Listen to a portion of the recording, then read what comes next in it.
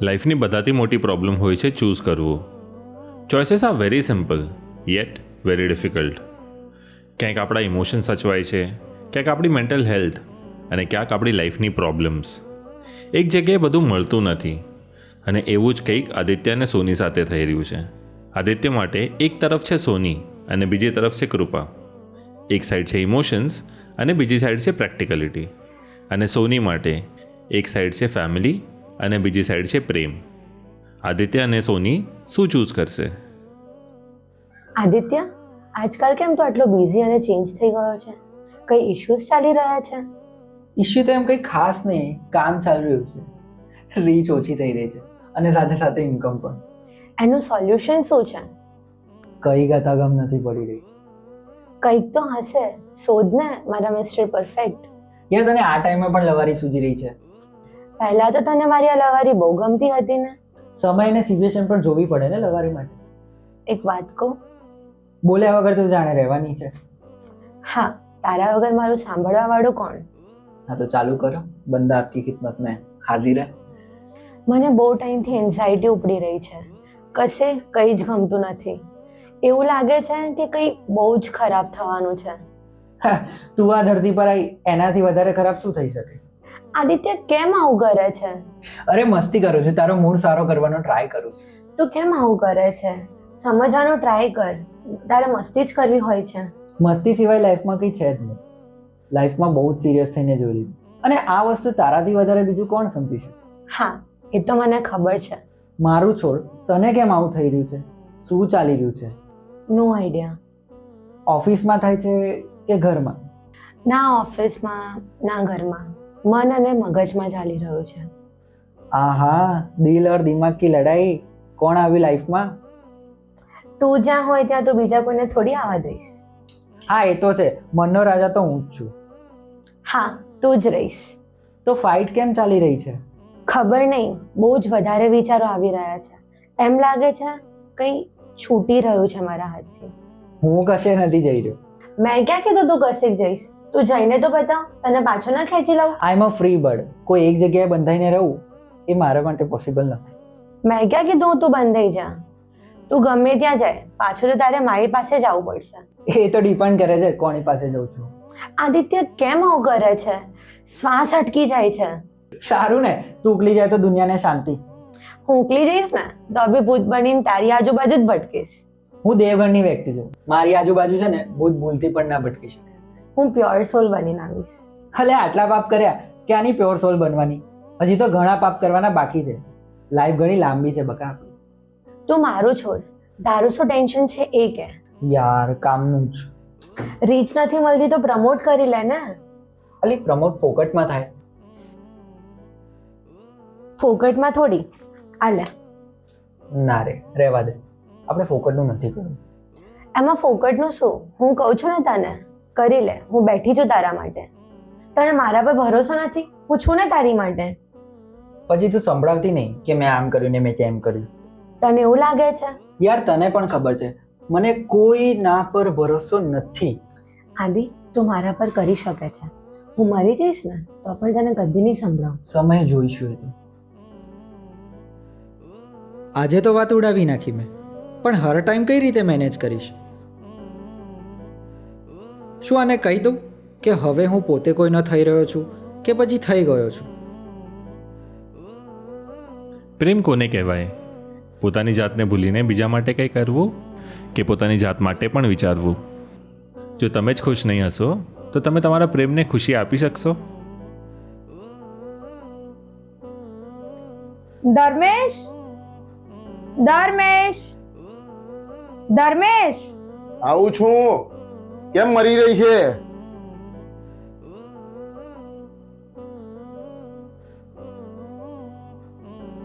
શું થયું બોલ? શું વિચાર કરો છો?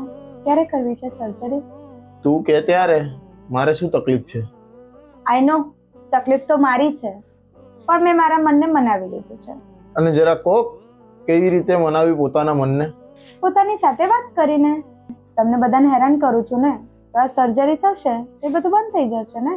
જો સોની, મારું કહેવાનું એમ હતું કે તું ઠીક હોઈશ તો તારા માટે જ સારું છે. અમે લોકો તારા સારા માટે જ કહીએ છીએ. જો ધર્મેશ, કહેવાની પણ કોઈ રીત હોય ને.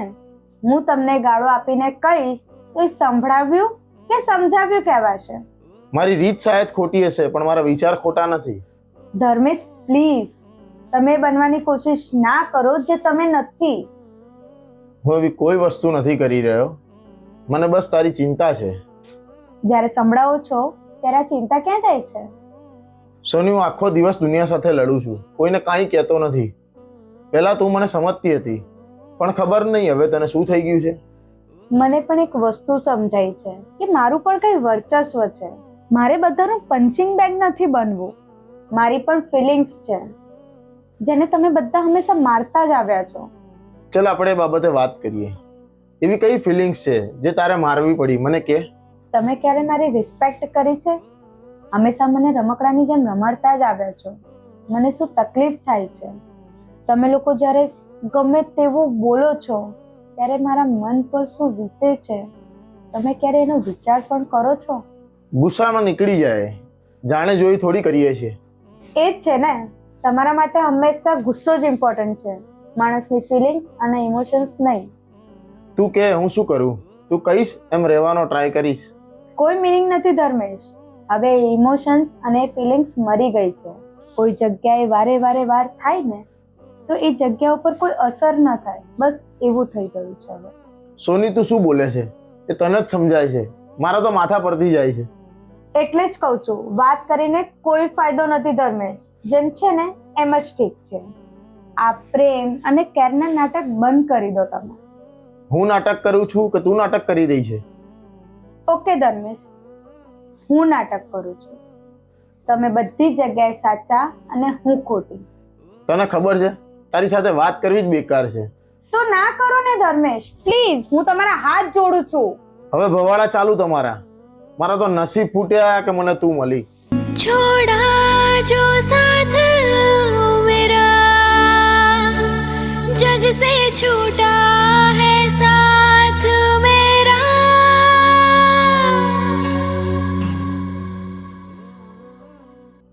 આવ મમ્મી. શું ચાલી રહ્યું છે તમારા બંનેનું? કઈ નહીં, બધું ઠીક જ છે. ન અમે આંધળા છીએ ન બહેરા. શું થયું કે મેમ કહે છે? તો કુમાર સાથે ઝઘડા કેમ ચાલી રહ્યા છે? તને કોણે કીધું? ધર્મેશે? હા, એમનો કોલ આવ્યો હતો.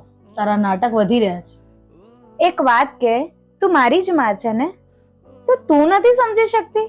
કેમ, શું થયું કે મને? મને નથી સમજાઈ રહ્યું, પણ તને ખબર છે ને પપ્પા કેવા છે? ધર્મેશ કઈ એનાથી અલગ નથી. કેમ, એમણે હાથ ઉપાડ્યો તારી પર? એવું હોત તો સારું હોત, પણ અહીંયા તો એનાથી વધારે જ છે. કેમ, એવું શું થયું છે?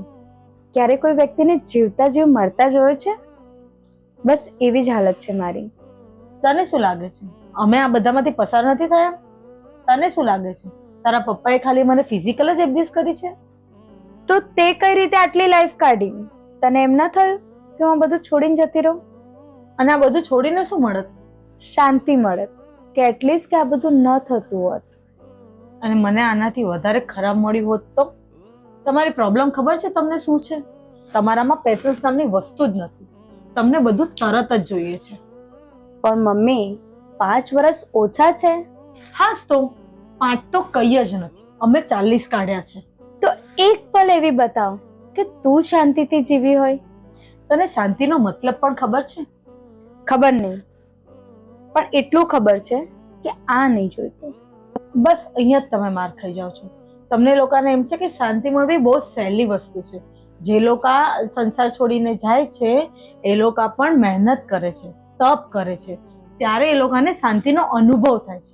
અને તમને કોઈ પણ મહેનત કર્યા વગર જ શાંતિ જોઈએ છીએ. શાંતિ મેળવવા માટે તમારે મહેનત કરવી પડે, તપસ્યા કરવી પડે. ચલો શાંતિ નહીં, પણ થોડું તો સુકૂન મળે. અહીંયા તો બસ સંભળાવવાનું જ ચાલુ હોય છે. કંઈ પણ કર્યું, કોઈ પણ ભૂલ કરી, ક્યારેય રિગ્રેટ નથી રહ્યો. પણ આ એક વસ્તુનો લાઈફ ટાઈમ રિગ્રેટ રહેશે. કદાચ આ મારા જ કર્મોનું ફળ છે. તમારું, પપ્પાનું મન દુખાવ્યું, ભાગીને લગ્ન કર્યા, તમને હર્ટ કર્યા, કદાચ આ એનો જ ફળ છે. આ આટલું સિમ્પલ નથી જેટલું તું કહી અને સમજી રહી છે. આ તારા કર્મોનું ફળ નથી, પણ તારી વધતી જતી અપેક્ષાઓ છે. તને ધરાવ જ નથી. તને જે મળ્યું છે એમાં તું સેટિસ્ફાઈડ નથી. તારી માં છું, તું મને ના કહીશ કે તારી જોડે શું થઈ રહ્યું છે. કે તો જરા કે આ શું જોયું તે, આનાથી વધારે અને આનાથી સારું. ના મમ્મી, એવું જરાય નથી. પણ બસ હું કંટાળી ગઈ છું. મેં જેવું વિચાર્યું હતું એવું જરાય નથી. ધર્મેશ જો દુનિયાની સામે દેખાય છે ને, એ એનાથી એક્ઝેક્ટ ઓપોઝિટ છે. તમને લોકોને ધર્મેશ બહુ જ શાંત અને સુલઝેલો લાગે છે, પણ એ મારી કેવી મેથી મારે છે એ મને જ ખબર છે. જો તને ફર્સ્ટ અને લાસ્ટ વાર સમજાવું છું, તું જે વિચારે છે એ મૂકી દે છે. તારી એક ભૂલના કારણે તારી આખી લાઈફ પિંજરામાં બંધ થઈ ગઈ છે, અને એ પિંજરું હવે ક્યારેય ખુલશે નહીં. ભેદમાં સમજી જાઓ તો સારું છે. બાકી તકલીફ વેઠવી હોય તો તમારી મરજી. બાકી તું જે વિચારે છે એ તો નહીં જ થાય. શું ફેમિલી આપણને સમજે છે? અને જો સમજે છે તો ફેમિલી માટે આપણી ખુશી ઇમ્પોર્ટન્ટ છે કે સમાજે બનાવેલા કાયદા અને કાનૂનો? શું સમાજ માટે થઈને પોતાના બાળકોના સપના અને ખુશી મારવી બરાબર છે? આવો બેસો. કેમ છો તમે? શારીરિક તબિયત સારી છે, બસ માનસિક ત્રાસ ચાલી રહ્યો છે. કેમ, શું થયું એવું? તમારો કોલ આવ્યો પછી હું સોનીને મળી આવી. શું કેવું થાય છે એનું? એને છોડો, એ મારી દીકરી છે અને તમે મારા જમા. પણ તમે મારા દીકરા જેવા છો, એટલે મન મૂકીને વાત કરું છું. તમારા બંને વચ્ચે જે પ્રોબ્લેમ ચાલી રહી છે એમાં તમારા બંનેનો વાંક છે. એને સમજાવીને આવી છું, હવે તમારી પણ વારી છે સમજવાની.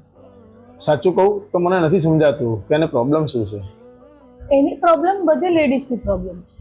રિસ્પેક્ટ, રેકગ્નેશન, થોડો પ્રેમ અને સપોર્ટ. તો તમને એમ લાગે છે કે હું નથી કરતો? હું એવું નથી કહેતી કે તમે નથી કરતા, બટ એને દેખાઈ નથી રહ્યું. એ બહુ સેન્સિટિવ છે. તમે એના પપ્પાને નથી ઓળખતા? એ પહેલા નાનપણથી જ એ ડરના માહોલમાં જીવતી આવી છે, અને તમારામાં પણ એને ક્યાંક એ ડર દેખાઈ રહ્યો છે. કોઈ પણ લેડીઝને ઘરમાં પોતાના જેવું લાગવું જોઈએ તો એ 100% આપશે. ઘરનો માહોલ એવો હોવો જોઈએ કે જ્યાં એ સ્માઇલ કરી શકે. એની ફિઝિકલ હાલત આપણને ખબર છે, તમને ખબર છે.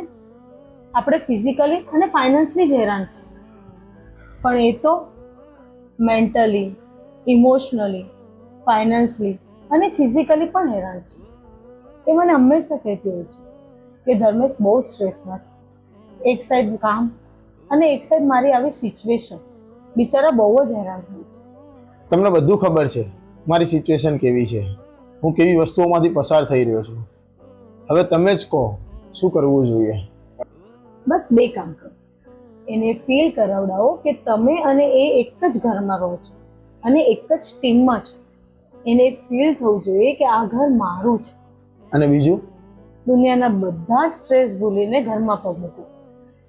બહારની વસ્તુ ઘરમાં ના આવવી જોઈએ અને ઘરની બહાર નહીં.